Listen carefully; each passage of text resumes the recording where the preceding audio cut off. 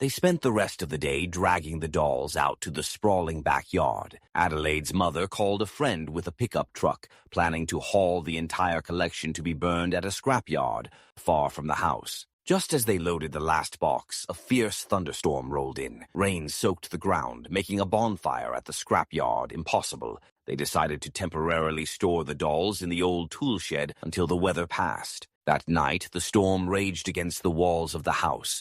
Wind rattled the windows, and lightning cast skeletal shadows across the rooms. Adelaide lay in bed, wide awake, flinching at every thunderclap. She thought she heard a tapping against her window. She peered outside, and in a flash of lightning, she saw a silhouette, one of the dolls, perched on the windowsill, its small hand pressed to the glass. Adelaide screamed, stumbling back. By the time her mother and Mr. Talbot reached her room, the sill was empty. Only faint droplets of water marked the spot. Mr. Talbot gripped her shoulders, eyes wide.